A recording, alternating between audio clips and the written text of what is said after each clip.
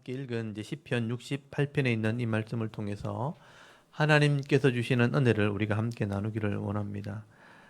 여러분 이 시편 68편은 위에 시제를 이렇게 보시면 다윗의 시면서 또 인도는 지휘자를 말합니다. 지휘자를 따라 부르는 노래, 찬송가라고 기록이 되어 있습니다.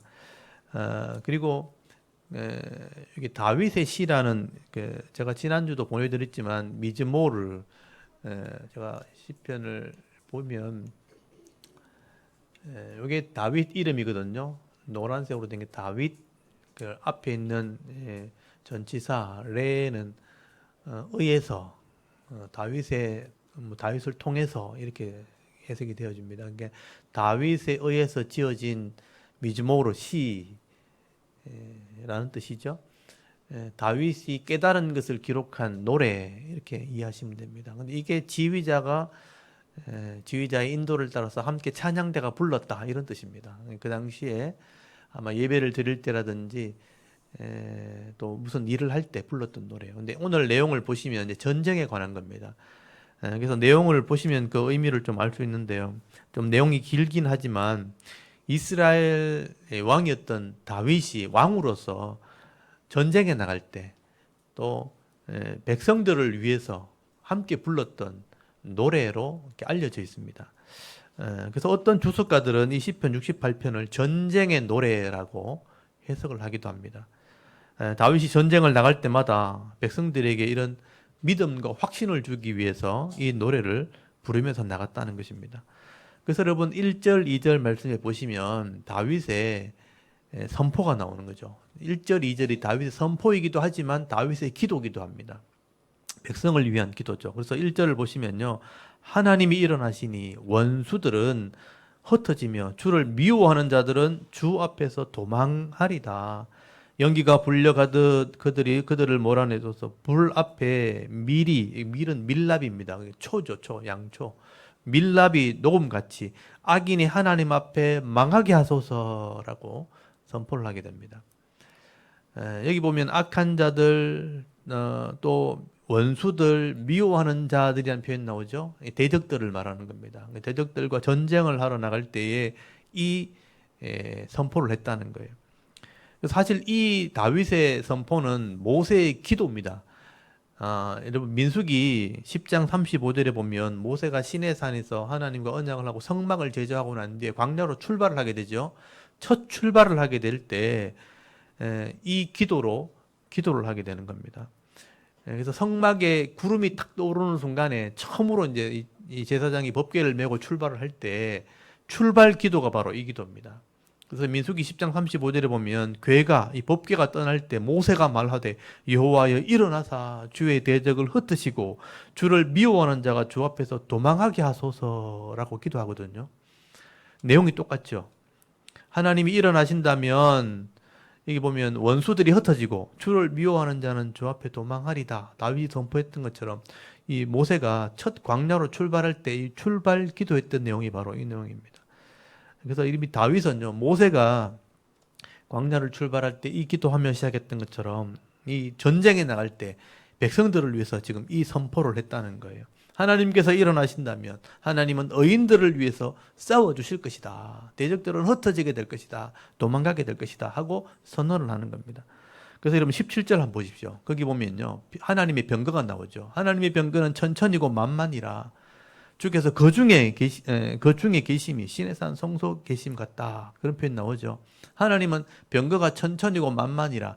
그러니까 하나님은 백성을 위해 싸워주시는 분이고 전쟁에 능하시는 분이라는 것을 다윗이 너무나 잘 알고 있는 거예요. 왜냐하면 다윗이 전쟁할 때마다 그것을 느꼈기 때문에.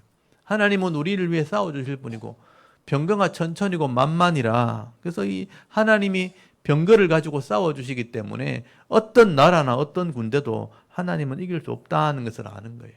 그래서 하나님이 일어나시기만 한다면, 하나님이 우리를 위해 싸워주신다면 우리는 반드시 이긴다. 그래서 다윗은 이런 확신이 있는 것이고 믿음이 있는 겁니다. 여러분, 하나님의 백성, 이스라엘 백성들은요, 하나님과 언약한 백성입니다. 그래서 우리가 말씀에 순종하기만 한다면, 그래서 뒤에 표현대로 의인이죠, 의인. 의인이 말씀을 순종한 사람들이에요. 의인이 된다면 하나님이 우리의 보호자가 되어주시고 우리 위에 싸워주신다. 근데 불순종하는 자들은 재앙을 내리신다는 믿음이 다윗에게 있는 겁니다. 그렇기 때문에 하나님의 백성들이 하나님 말씀을 순종한다면 하나님은 우리를 지켜준다. 보호자가 되어주신다. 그리고 이겨주시기 때문에 승리하는 기쁨을 누리게 하신다라는 다윗은 믿음을 가지고 있는 것입니다. 그래서 백성들에게 하나님께서 우리를 위해서 일하시기 때문에 우리는 그 하나님을 찬송해야 된다는 거예요. 그래서 제일 먼저 나오는 게 찬송에 대한 명령입니다. 여러분 거기 3절부터 나오면 명령이 나오죠. 의인은 기뻐하여 하나님 앞에 뛰놀며 기뻐하고 즐거워할지어다. 하나님께 노래하며 그의 이름을 찬양하라. 하늘을 타고 광야에 행하시는 이를 위하여 대로를 수축하라. 그의 이름은 여호와이시니 그의 앞에 뛰놀지어다. 여기 지금 3절, 4절이 오늘 어떻게 보면 핵심이에요, 핵심. 이렇게 되게 하신다. 그러니까 이렇게 하라. 이런 의미가 있는 겁니다. 이 3절, 4절이 어쩌면 결론이기도 하고요. 핵심이기도 한 겁니다. 그래서 여기 의인이라는 표현이 나오죠.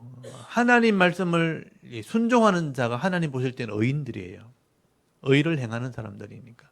그래서 하나님 말씀대로 행하는 자, 이 의인들을 하나님이 지켜주시기 때문에 우리는 하나님을 찬송해야 된다. 그래서 찬송하는 모습이 오늘 3절, 4절 잘 보시면요. 기뻐하라가 나오고 뛰놀라라가 나와요. 뛰놀라. 이건 그냥 가만히 있는 게 아니죠. 기뻐서 점프하는 겁니다. 뛰놀고 즐거워하고 노래하고 찬양하고 뛰놀지어다. 이게 계속 반복이 돼 있죠. 사실 이 모습이 뭐냐 하면 전쟁에 승리했을 때의 모습이에요. 승전가를 부를 때 모습입니다.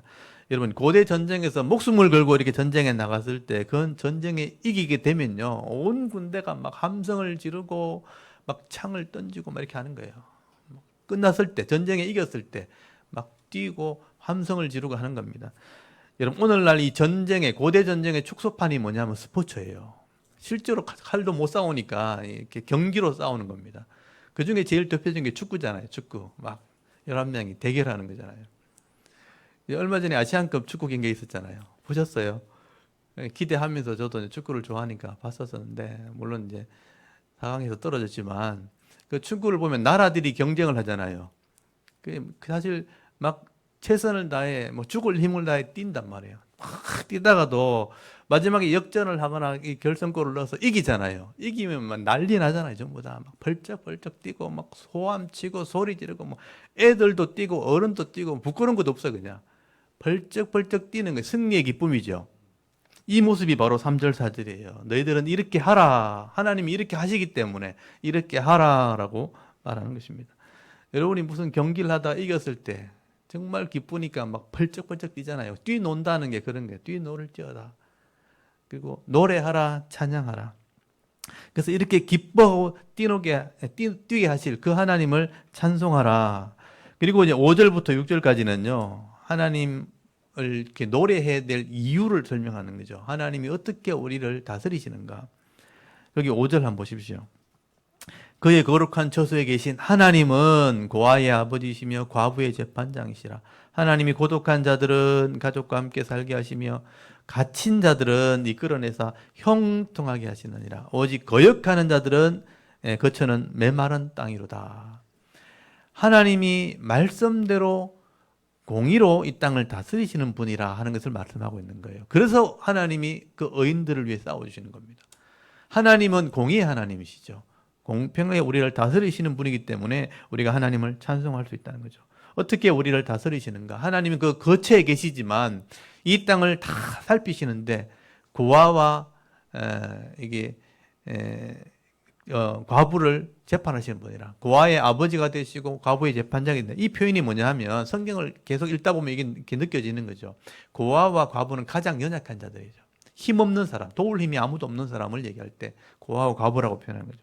가장 힘이 없고 연약한 자를 하나님이 지켜주시는데 고독한 자라고 돼 있지만 사실은 혼자 있는 사람들에게 가족을 주신다고 돼 있지만 사실은 집을 준다 이런 뜻이에요. 그러니까 가정을 허락하시고 갇힌 자, 갇혀 있다는 것은 감옥에 갇힌 자를 말하지만 묶여 있고 매여 있는 사람들. 여러분 감옥에 갇혔다고 다 매인 게 아니에요. 여러분이 어떤 사건에 매이면 아무것도 못 해요. 그것만 생각나는 거죠. 어떤 죄에 매여 있다든지 사건에 매여 있다든지 일에 매여 있다든지 해결되지 않은 어떤 문제에 매여 있으면요, 거기 묶여 있는 거예요. 매겨 있는 자, 갇혀 있는 자, 이런 들을 풀어주셔서 형통하시게 하시는 분, 또 번성하게 하시는 분이 바로 하나님이시라. 그래서 하나님께서는 말씀대로 순종하는 자들을 가장 연약한 자부터 하나님께서 아버지처럼 또는 공의롭게 재판하시는 재판장처럼 다스리시고, 또 연약한 자, 홀로인 자, 매여 있는 자에게 은혜 베푸시는 하나님이죠. 근데 거역하는 자가 있다면 어떻게 해요? 말씀에 순종하지 않는 자, 메마른 땅에 살게 하겠다라는 건 뭐냐면 시들게 한다, 망하게 한다라는 의미가 되는 것입니다. 사실 이것은 이렇게 짧은 글로 표현되어 있지만 사실은 레위기 율법에 있는 축복과 저주의 말씀을 비유로 설명하는 거예요. 여러분, 레위기 율법을 아시는 분들은 이걸 아는 거죠. 말씀대로 순종하는 자에게는 어떤 복을 주시고 말씀대로 거역하는 자들에게는 어떤 재앙을 내리시는 분이라는 게 계약이 돼 있죠. 그게 축복과 저주입니다. 하나님은 그냥 벌을 내리고 그냥 복을 주는 게 아니라는 거예요. 계약대로, 말씀대로 하니까 그게 공인 거예요.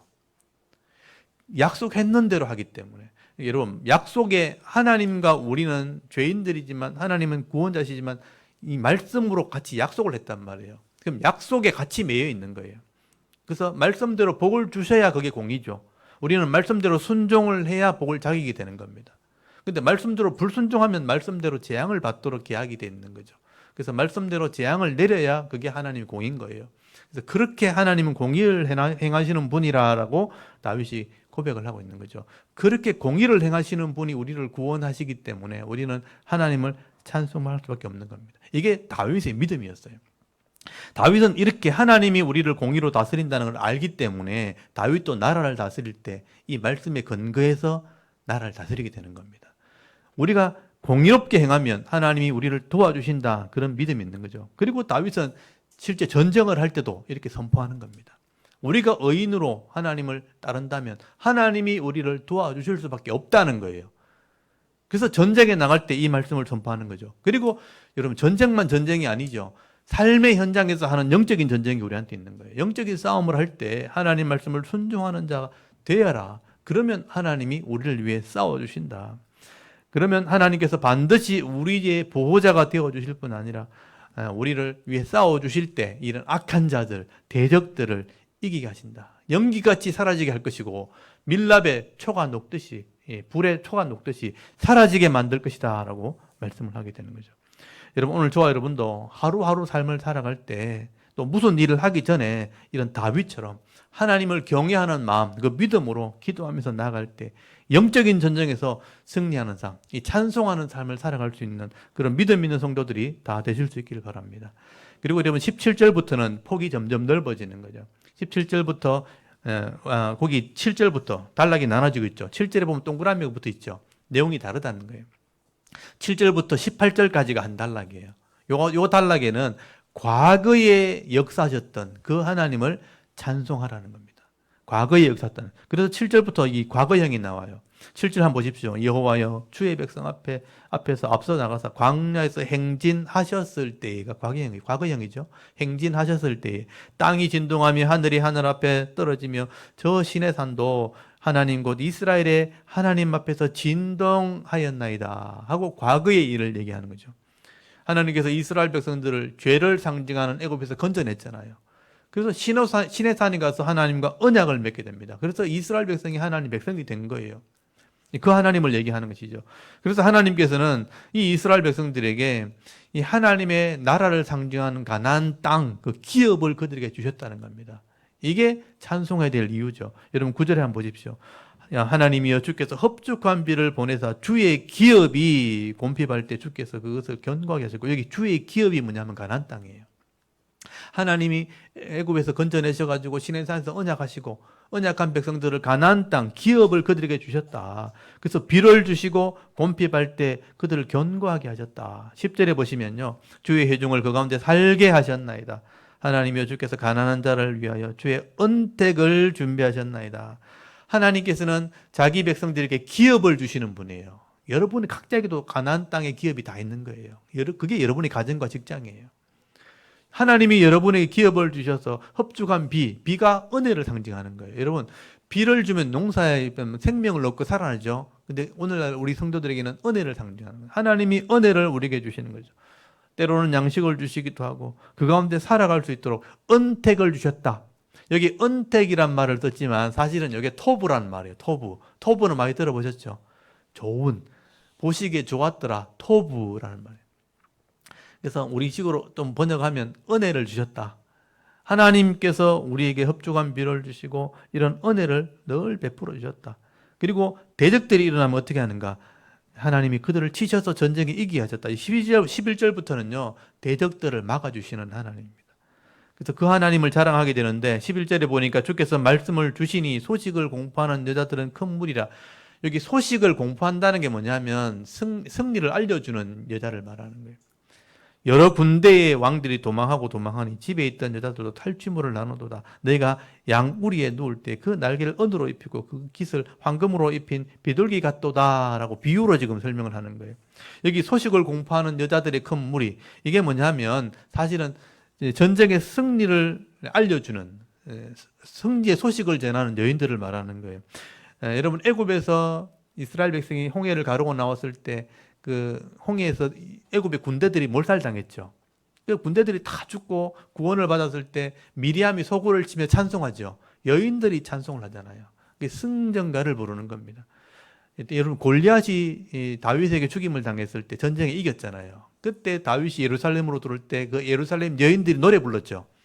뭐라고 노래 불렀어요? 사울은 천천히고 다윗은 만만이라. 그 여인들의 무리들이 노래 불렀죠. 이제 그 얘기를 하고 있는 거예요. 하나님이 대적들을 이겨주시면 여인들이 소식을 전하게 되는데 어떤 소식을 전하는가? 하나님이 대적들을 다 치셨다. 왕들을 다 물리치셨다. 그래서 그들의 탈취물을 취했다. 이런 노래를 한다는 거예요. 그 13절에 보면 이 양들이 누울 때 이 눕는다는 것은 평안을 얘기하는 거예요. 평안이 주어졌을 때 이 은과 금으로 비둘기를 치장하는 그 치장된 비둘기 같다는 건 뭐냐면 탈취물을 취했다는 것을 의미하는 것입니다. 그리고 하나님께서 이 이스라엘 백성들을 대적에게 이기게 하심으로 이 주위에 있는 나라들을 다 심판하시고 굴복하게 하실 모습을 14절에 설명을 하게 되죠. 높은 산에 있는 눈 날리는 산 위에 흰색에 덮여 있는 그 모습을 지금 설명하는 겁니다. 그래서 14절에 보면 살몬산에 눈이 흩어지는 것처럼 왕들을 흩었다고 표현하고 있죠. 그러니까 이스라엘을 괴롭히는 왕들을 하나님이 치신 모습을 설명하는 거예요. 여기 살몬산은 세겜 근처에 있는 산입니다. 그래서 겨울에 눈이 날리면 그곳에 눈이 다 덮이게 되는데 이게 뭐냐면 왕들이 죽어서 백골이 덮이는 그런 모습을 설명하는 거죠. 눈들이 날리는 것처럼 그 산을 백골로 덮어버렸다. 그러니까 많은 왕들을 죽였다라는 시적인 표현이라고 보시면 돼요. 그래서 18절 한번 보십시오. 주께서 높은 곳으로 오르시며 사로잡힌 자를 취하시고 선물들을 사람들에게서 받으시며 반역자로부터 받으시니 여호와 하나님이 그들과 함께 계시기 때문이로다 하고 노래를 하게 되죠. 여러분, 하나님께서는요 이스라엘 백성들에게 약속한 대로 기업을 복을 주신 거예요. 비를 주시고 양식을 주시고 그들을 견고하게 세우시고 거기 살게 하신 거죠. 그리고 그 땅에 풍족한 은혜를 베푸실 뿐 아니라 대적들을 이기게 하시는 분. 그래서 복을 주셨다는 것을 말씀을 하게 되는 거죠. 이게 과거에 있었던 하나님의 은혜라는 겁니다. 이렇게 복을 주시는 목적이 결국 18절 끝에 보시면 여호와 하나님이 그들과 함께 계셨기 때문이다. 하나님이 그들 중에 있었기 때문에 그들이 이런 복을 받게 되었다라고 지금 다윗이 노래하고 있는 것입니다. 여러분, 하나님이 우리와 함께 하시게 될 때 우리는 기업의 복을 누리게 되는 거예요. 그리고 그 가운데 안전함을 누리게 되어지는 것입니다. 양떼가 누워있는 것처럼 하나님이 주신 것을 누리게 되는 것입니다. 그래서 여러분, 하나님이 함께 하시는 은혜가 우리가 복이라는 것을 여러분 기억하시길 바랍니다. 하나님이 함께 하려면 어떻게 돼요? 하나님 말씀이 내 속에 있어야 되는 거예요. 하나님이 함께 하실 때 하나님이 우리의 기업의 복을 주시고 안전하게 하시는, 이 나라가 안전하려면, 우리 가정이 안전하려면, 여러분의 개인의 삶이 안전하려면 하나님이 함께 하셔야 되는 거예요. 여러분, 오늘도 이스라엘 백성을 지켜주시고 은혜와 복을 주셨던 그 하나님이 여러분의 가정과 기업에 함께 하심으로 이 풍성한 복과 이 평화의 복을 받아 누릴 수 있는 그런 믿음 있는 성도들이 다 되실 수 있기를 바랍니다. 그리고 다윗은 현재의 복, 우리 영혼을 구원하시고 또 도움이 되어주시는 그 하나님을 찬송하라고 노래하게 됩니다. 거기 19절부터 단락이 나눠지죠. 이건 현재의 복이에요. 현재. 19절에 보니까 날마다라고 돼 있죠. 날마다 우리 짐을 지시는 주, 곧 우리의 구원이신 하나님을 찬송할지로다 라고 노래하게 되죠. 이게 오늘 우리 설교 제목을 제가 삼은 겁니다. 매일 짐을 져주시고 우리를 구원하시는 그 하나님을 찬송해야 된다. 여러분 20절 보십시오. 하나님은 우리에게 구원의 하나님이시라. 우리 영혼을 구원하시는 분이죠. 사망에서 벗어남으로 주 여호와로 말미암아 이기거니와 그의 원수들의 머리 곧 죄를 짓고 다니는 자의 정수리는 머리 꼭대기죠. 정수리를 박살내는 거죠. 하나님께서 쳐서 깨뜨리시리로다. 하나님이 하시는 일이죠. 여러분 우리가 죄에서 구원받고 죄에 우리를 가둬놓은 존재가 누구냐면 영적인 존재가 사탄이에요.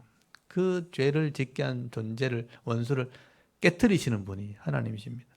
그래서 22절 23절에 보면요 철저하게 이런 원수들을 하나님 찾아내시고 그들을 심판하실 때 그 피가 발목에 잠기게 하실 것이다. 원수를 심판하시는 하나님을 그렇게 노래한 것입니다. 하나님께서는 우리 영혼을 죄에서 구원하시는 분이고요. 또 원수의 머리를 깨뜨리시는 분. 이 원수의 머리가 바로 사탄의 권세를 말하는 거예요. 사탄의 권세, 머리를 깨뜨리시는 분. 사탄의 권세가 죽음의 권세거든요, 사실은요. 죽게 하는 권세죠. 근데 죽음에서 살리는 권세가 하나님께 있는 거예요. 사탄의 권세를 깨뜨리시는 것, 죄의 권세, 죽음의 권세를 이기게 하신다는 것을 말씀하는 겁니다. 그래서 하나님께서는 이 사탄의 권세를 깨뜨리시고 어디로 가시냐? 성소로 행하실 때 이스라엘 백성들이요 그 구원의 하나님을 막 노래하게 되죠. 이게 하나님에 대한 승전 거죠. 24절 한번 보십시오. 승리하는 하나님을 찬송하는 모습입니다. 하나님이여 그들이 주께서 행차하심을 보았으니 곧 나의 하나님 나의 왕이 어디로 가십니까? 성소로 예배의 장소로 들어가죠. 성소로 행차하시는 것이라. 소고치는 처녀들 중에서 노래 부르는 자들은 앞서고 악기를 연주하는 자는 뒤따르나이다. 이런 원수를 깨뜨리시고 성소로 들어가시는 그 하나님을 이스라엘 백성이 찬송하는 거예요.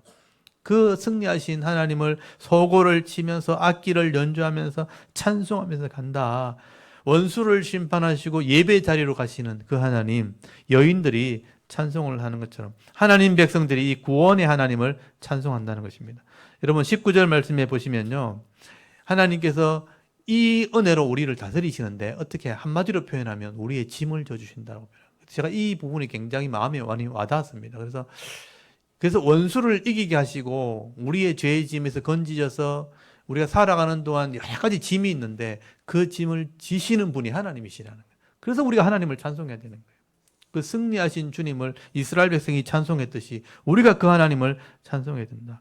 여러분 하나님께서 날마다 매일의 내 삶 속에서 이 날마다란 말이 어떻게 됐냐면 여러분 욤이란 말이 날이란 뜻이거든요. 한날 욤욤 이렇게 돼서 욤욤 욤욤 이렇게 써놓으면 날마다 이렇게 되는 거예요. 욤욤 날마다 매일의 삶 속에서 우리 짐을 대신 져 주시는 하나님. 근데 그 은혜를 누릴 줄 알아야 노래도 하겠죠. 하나님이 대신 져 주셨구나. 근데 이게 저는 참 중요하다고 생각해요. 매일 짐을 져주시는 하나님이신데 사실은 하나님이 우리에게 짐을 져주시기 때문에 오늘 우리가 견디고 살아가는 건데 그걸 아는 사람은 그 하나님을 노래하겠죠. 근데 모르는 사람은 어떻게 하겠어요? 하나님을 노래하지 않는 겁니다. 자기가 잘난 줄 아는 거예요. 내가 했다고 생각하는 거죠. 그래서 이 노래하는 것 자체가 사실은 은혜인 거예요. 하나님이 오늘도 내 짐을 져주셨구나 하고 하나님을 노래하는 것입니다. 사실은 그래서 믿음 있는 사람만 이 노래를 할 수 있는 겁니다. 우리가 매일 똑같은 삶을 지금 살아가잖아요. 매일 아침에 일어나면 뭐 씻고 밥 먹고 또 뭐 직장 가고 학교 가고 일하고 또 뭐 사람 만나고 일 문제 생기면 해결하고 또 저녁에 지쳐서 집에 오면 또 뭐 밥 먹고 또 TV 보다가 자고 똑같은 일이 계속하죠. 근데 그 하루가 다 다른 거예요, 사실은요. 어제 저는 그냥 지나가서 없어요. 오늘 나만 있는 거죠. 그래서 사실 어제 하루와 오늘 하루는 다른 것입니다. 다른 공기를 마시고 있고 다른 삶을 살아가는 거예요. 똑같은 일이 계속될 뿐이지만 다른 거예요. 그 다르다는 걸 느끼는 게 중요하다는 거예요. 오늘도 내가 새로 살았고 또 살아가는구나. 근데 매일 하나님이 내 짐을 주시는구나. 이렇게 똑같은 삶을 살아가는 것 같지만 내 삶 속에서 하나님이 함께 하신다는 것을 알고 찬송하는 사람은 사실 많지 않습니다. 그만큼 매일의 삶 속에서 이 하나님의 은혜를 깨닫는 사람이 많지 않다는 것이죠. 여러분 우리 삶을 이렇게 보면 영적인 시각으로 보게 되면요, 악한 영들이 우리를 그냥 두지 않고 있는 거예요. 사실 악한 영들은 원래는 성경대로 하면 악한 영들이 어차피 나중에 종말이 되면 불못에 들어갈 존재들이에요. 자기들이 심판받는 걸 알고 있어요. 그래서 사탄이 대장이고, 요한계시록 12장에 보면 나와 있죠. 사탄은 단수로 돼 있어요. 대장 하나밖에 없어요. 사탄. 그러니까 사탄이란 말과 마귀라는 그런 이름은 하나밖에 없어요. 단수밖에 말이라고 표현하면 한 마리밖에 없어요. 근데 그 사탄 밑에 쫄개들이 있어요. 그게 복수로 돼 있어요. 그게 악한 영들이라고 돼 있어요. 악한 영들인데 우리는 희한한 존재이기 때문에 귀신이라고 표현하는 거예요. 우리가 알 수 없는 존재니까. 영들이 있는데 악한 영들이니까 마귀와 함께 불못에 들어가는 존재들이에요. 그래서 하나님이 하늘에 있는 존재인데 땅에 있도록 했다고 돼 있어요. 땅에 이런 존재들이 있는 거예요. 근데 곳곳에 그런 악한 영들이 있는데 자기들은 어차피 불못에 들어갈 존재, 심판받을 존재예요. 근데 우리가 똑같이 심판받았으면 좋겠는데 우리는 하나님의 선택을 받고 택함받은 인간이고 또 회개할 기회와 복을 받을 기회를 주셔가지고 이 심판받지 않고 영원한 하나님 나라에 원래 복을 받는 존재로 다시 회복된단 말이에요.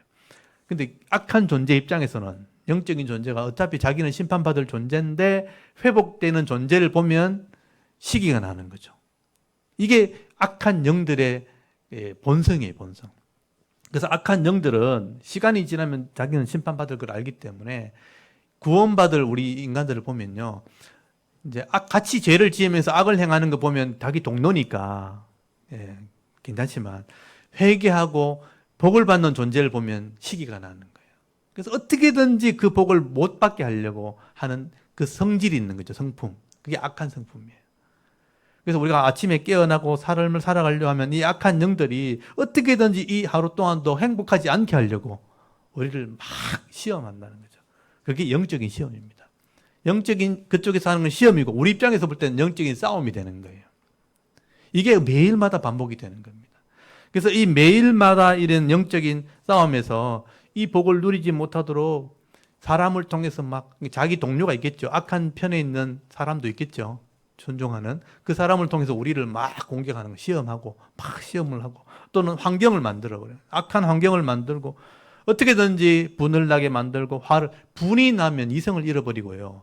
공의를 잃어버리기 때문에 죄를 짓게 되어 있습니다. 분이 나게 만들고 화가 나게 만들고 이렇게 해서 죄를 짓고 불평하게 만들고 또 때로는 실망하게 만들고 좌절하게 만드는 게 어떻게 보면 악한 영들이 하는 역할이라고 보시면 돼요. 근데 그런 매일의 삶 속에서 이런 영적인 싸움에서 우리가 이기지 못한다면 그 분, 화, 또 절망감, 실망감 속에 살아가게 되는 거예요. 그게 우리의 인간의 우울감을 주게 되는 거예요.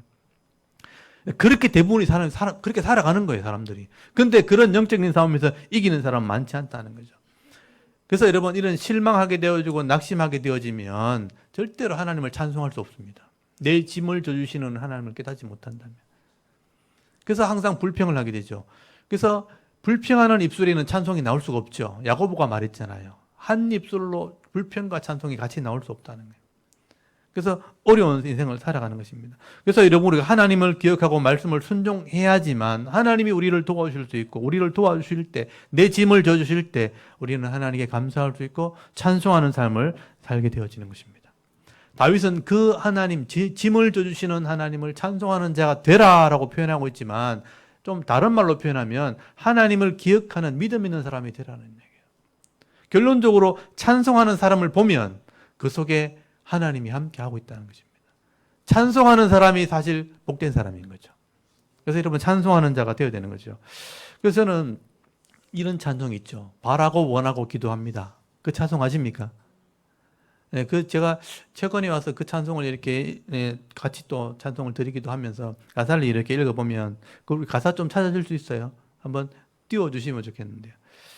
네, 이 가사를 이렇게 보시면 그 가사를 대구 사람이 지었거든요. 또 친근감이 좀 있기도 해요. 대부분 이렇게 서울 쪽에서 지은 복음성이 맞는데 또 대구 사람이 지었어요. 그래서 참 정감도 가기도 하고 또 읽어보면 또 대구 사람이 쓴 것 같아, 또 내용이. 어딘가 모르게 촌스럽기도 하고 하는데 좀 순수한 느낌이 드는 거죠, 쉽게 말하면. 그래서 그 내용이 뜨면 한번 보십시오. 이 세상 1절 보면 이 세상을 살아가는 동안에 이렇게 시작하죠. 나의 힘을 의지할 수 없으니 기도하고 낙심하지 말 것은 주께서 참 소망이 되심이라. 이게 1절이죠. 2절에 보면 주의 길을 걸어가는 동안에 세상의 것 의지할 수 없으니 감사하고 낙심하지 말 것은 주께서 참 소망이 되십니다. 가사가 참 와닿죠. 저는 오늘 시편 68편을 준비하면서 이 가상이 참 많이 와닿았어요. 이 세상을 살아가는 동안에 나의 힘을 의지할 수 없으니 기도하고 낙심하지 말 것은 주께서 참 소망이 되심이라. 그래서 하나님의 꿈이 나의 비전이 되고 예수님의 성품이 나의 인격이 되고 또 성령님의 능력이 나의 능력이 되었으면 좋겠다. 그렇게 되기를 원하고 또 바라고 기도합니다. 간절함이 있죠. 이게 하나님을 기억하기 위한 노래 같이 저는 들린 거예요. 하나님의 꿈이 나의 비전이 되고 예수님의 성품이 나의 인격이 되고 성령님의 능력이 나의 능력이 되길 원하고 바라고 기도합니다. 이 찬양이 우리의 찬양이 되었으면 참 좋겠습니다. 이 세상을 살아갈 때 내 힘으로 의지할 수 없으니까 또는 이 세상을 주의 길을 걸어갈 때 세상의 것 의지할 수 없으니까 또 기도하고 낙심하지 말 것은 또 감사하고 낙심하지 말 것은 주님이 나의 참 소망이 될 수 있기 때문입니다. 우리의 고백이 참 되었으면 좋겠습니다. 여러분 매일 우리가 이런 영적인 전쟁을 이길 수 있도록 이 찬송을 하면서 여러분의 싸움에서 여러분 각자의 싸움은 누가 싸워줄 수 있는 게 아니에요. 여러분 스스로가 싸워야 돼요. 내 어떤 게으름, 내 나태함 또는 내가 하고 싶은 욕심 이런 거 있잖아요. 근데 하나님의 뜻은 이것인데 내가 하고 싶어서 또 내가 이렇게 큰 것을 보지 못하고 이것만 보게 될 때 하나님은 큰 것으로 이끌어 가시는데 그게 안 보이니까 자꾸 내 걸 하려고 하는 욕심 때문에 막 여기서 싸움을 하는 지게 되면 결국 안 되니까 또 낙심하게 되고 불평하게 되고 분을 내고 화를 내고 이런 인생이 계속 반복되잖아요. 그래서 하나님이 내 능력이 되었으면 좋겠습니다 하는 찬송을 여러분 하실 수 있기를 바랍니다. 그래서 예수님께서도 무거운 짐을 지고 있다는 걸 아시잖아요. 수고하고 무거운 짐진 자들아 다 내게로 와라. 내가 너희를 쉬게 하리라. 나는 마음이 온유하고 겸손하니 나의 멍에를 메고 내게 좀 배우라. 그리하면 너희 마음이 쉼을 얻으리니 이는 내 멍에는 쉽고 내 짐은 가벼우라. 많이 들어보셨죠? 마태복음 11장 28절 말씀. 그 짐을 가볍게 해주시겠다, 덜어주시겠다고 말씀하시잖아요. 그 하나님이 오늘 68장 10편 68편 똑같은 말씀하시잖아요. 우리 짐을 대신 져주시는 분이라. 여러분 내게 주시는 이 인생길, 여러분의 각자의 인생길을 걸어가시지만 여러분 스스로 그 짐을 지려고 하지 마시고요. 하나님께 좀 맡기는 방법을 배우실 수 있길 바랍니다. 말씀을 의지하면서 내 욕심을 좀 내려놓으면서 하나님께 맡기며 나아갈 때 마음에 쉼을 주시는 이 하나님을 찬송하며 살아갈 수 있는 여러분의 신앙이 되기를 바랍니다. 그리고 여러분 28절부터 35절까지 마지막 단락이죠. 이건 내용이 좀 폭이 더 넓어요. 여기 보시면 온 땅을 다스리시는 그 하나님을 찬송해야 된다라고 다윗이 선포합니다. 여러분 29절 보면요. 예루살렘에 있는 주의 성전이죠. 성전에 왕들이 나와요. 왕들이 주께 예물을 드리리다. 갈밭에 들짐승과 수소의 무리와 만민의 송아지를 꾸짖으시고 온 조각을 발 아래에 밟으소서. 그가 전쟁에 즐기는 백성을 흩으셨도다. 이렇게 노래합니다. 좀 어렵게 느껴지죠. 근데 이 다윗의 이 찬양이 예언적인 찬양이 이거는 앞으로 이런 세상의 왕들이 하나님께 나오게 된다는 말이에요. 여러분 예루살렘에서 복음이 시작됐기 때문에 온 땅에 이 복음이 전파되어지면 이제 모든 나라가 하나님을 찬송할 때가 온다라고 지금 노래하는 것입니다. 여러분 예루살렘에 있는 주의 성전, 이 성전 예루살렘 성전이죠. 여기 왕들이 예물을 드리러 온다는 것은 굴복한다는 거죠. 이 땅의 모든 나라들이 하나님을 알게 되는 때가 온다는 것을 얘기하는 것입니다. 그래서 그 당시 시각으로 볼 때 주위 있는 나라들이 다 무너지게 된다. 여기 갈밭이 뭐냐? 갈대가 있는 곳은 애굽밖에 없어요. 근데 갈밭의 짐승은 애굽을 상징하는 거예요. 그리고 수소의 물이니까 풀이 맞는 것이죠. 그래서 이스라엘 주위에 있는 나라들을 말해요. 주위에 있는 나라들을 다 이렇게 망하게 할 것이라. 또 만민의 송아지니까 만민이란 말은 모든 육체의 송아지니까 이 땅에 있는 모든 땅의 권력자를 말하죠. 이런 사람들, 특별히 하나님께서 이런 전쟁을 즐기려고 하는 사람들, 전쟁을 일으키고 전쟁을 즐기려고 하는 이런 세상에 하나님을 알지 못하는 나라들은 하나님께서 흩으신다, 심판하실 것이다. 그래서 결국은 굴복하게 된다는 거죠. 그래서 31절에 보면요, 대표를 표현했죠. 애굽의 고관들이 다 나오고 구스인들은 하나님을 향해 신속히 손을 든다는 건 뭐냐면 항복한다는 거죠. 그 당시에 나라 종합으로 볼 때 이건 애굽과 구스 이런 큰 나라들이 항복할 거다. 하나님께 굴복하게 될 것이다. 그래서 결국 32절 보면 땅의 왕국들이 나오죠. 땅의 왕국들아 하나님께 노래하고 주께 찬송할지어다. 이렇게 하게 될 것이다 라고 말하는 겁니다. 그래서 여러분 구약시대는요, 이스라엘 백성들이 그 하나님을 찬송을 했지만 앞으로 신약시대가 되어지면 이제 온 땅에 있는 하나님 백성들이 노래하게 된다는 거예요. 그래서 오늘 저와 여러분들이 하나님을 찬송하게 된 것입니다. 그래서 35절이 결론이죠. 하나님이여 위엄을 성소에서 나타내시나이다.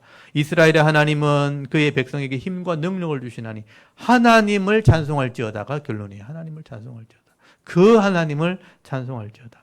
하나님이 자기 백성에게 힘과 능력을 주시기 때문에 그 하나님을 우리가 찬송할 줄 알아야 된다는 것입니다. 여러분 오늘 이 시편 68편은 좀 내용이 길지만 복잡해 보이죠? 근데 제가 설명드린 걸 차근차근 단락을 나눠서 읽어보시면 사실 어렵지 않습니다. 이 속에서 그 옛날 다윗이 누렸던 그 은혜를 여러분이 누릴 수 있기를 바랍니다. 다윗은 당시 이스라엘 백성들에게 힘과 능력을 주시는 그 하나님을 찬송하라고 지금 말씀하는 거죠. 과거에 역사하셨던 하나님, 현재 우리 짐을 대신 져주시는 하나님, 앞으로 만 백성을 구원하시는 그 하나님을 찬송해라 라고 선포하고 있는 겁니다. 여러분 이 말씀은 오늘 우리에게 주시는 말씀이죠. 우리 과거의 역사, 우리 과거를 도와주셨고 도와주셔가지고 여기까지 온 거 아닙니까? 과거에 우리를 도우셨던 하나님, 오늘도 살아계셔서 우리 짐을 지금도 져주시는 그 하나님, 또 앞으로 믿는 자를 통해 모든 백성을 구원하실 그 하나님을 찬송하라. 오늘 우리에게 주시는 말씀입니다. 그래서 오늘 하루가 복이 되려면 찬송하는 사람이 복이 있는 것입니다. 그 하나님을 아는 사람이죠. 오늘도 우리 눈앞에 있는 이런 현실만 바라보지 마시고요. 과거와 현재와 미래를 주관하시고 또 이 지구촌에 있는 모든 백성들을 다스리시는 그 하나님을 우리가 온전히 믿고 찬송하면서 승리의 삶을 살아갈 수 있는 저와 여러분의 이런 영적인 삶의 모습이 되실 수 있기를 주의 이름으로 축원합니다. 아멘. 우리 잠깐 기도드리겠습니다. 하나님 은혜를 참 감사합니다. 설명들